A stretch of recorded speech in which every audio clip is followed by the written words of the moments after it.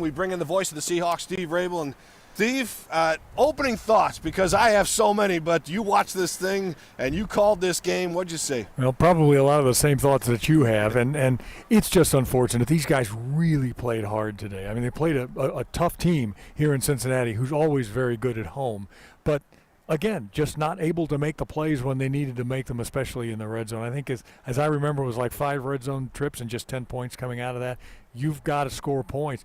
The defense, just look at the job our defense did, holding this offense to 17 points. So there are some really good things to look at here. I think we could have run the ball a little bit better. I thought we would, and we started to that way, but we didn't end up finishing that way. It's just kind of the nature of the way this game went, which was a little bit strange. Again, the ability to move down the field and then not get the points on the board when you needed it. Well, you're right. You bring up the defense and how well they played, especially after the first couple of drives. And they held this team to just 214 total yards, which really tells you something about the effort out there. But I want to stick with the offense. So unusual to see Geno Smith take those late sacks and just this team fail to capitalize with those last 3 trips into the red zone and coming away with nothing. Yeah, and a lot of that was secondary coverage. They did a great job in blanketing our receivers when they had to, and especially when you have a smaller amount of area that you have to defend, it's a little bit easier for the defensive backs. And then you couple that with the pass rush that they can put on.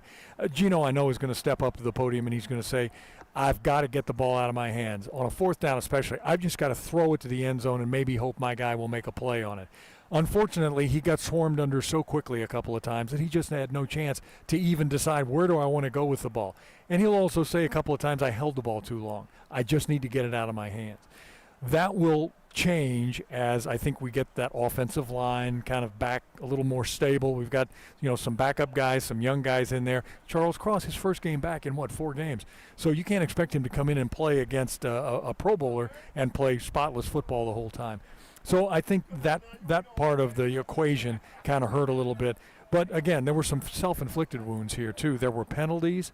A couple of penalties were really costly that moved the Seahawks out of good field position or changed the kind of play calling that Shane Waldron was going to do. Suddenly put him in a 2nd and 20 or a 2nd and 25 instead of a 1st and 10 or a 1st and 8, 2nd and 8. So those kinds of things hurt. But overall, I just thought against a Bengals team that is a really good team, it's been a Super Bowl team just in the last couple of 3 years, that the Seahawks played really, really well and a great effort. It just wasn't quite enough. Yeah, I mean, listening to Pete Carroll from the podium, he was clearly disappointed, really knows that they missed some opportunities there, many opportunities to take the lead and then build on that lead. Yeah. But we've talked enough about pass protection from the offensive line. We know where they have to go with that. But defensively, how about the matchup with Witherspoon and Jamar Chase? Boy, it was something to watch, wasn't it? And it seemed like Witherspoon was all over the field. He was making plays at the nickel spot. He was making plays at the line of scrimmage in the running game. He has such a great awareness of what's going on around him. And as a cornerback, to watch him come up and make plays at the line and just cut the legs out from underneath a running back, or trailing a wide receiver across the middle and then looks back to see, okay, the ball's coming this way, boom, I'm going to make the play. And he's unafraid to throw his body in there. So he's fun to watch. All of that worked out really well. I think the most difficult thing for the Seahawks today, offensively, defensively, was the fact, again, we had a couple of penalties, but we didn't give up any big plays. No big explosive plays. I think one 30-yarder to Chase, and that was that. So all in all, the Seahawks defense certainly played well enough to win today.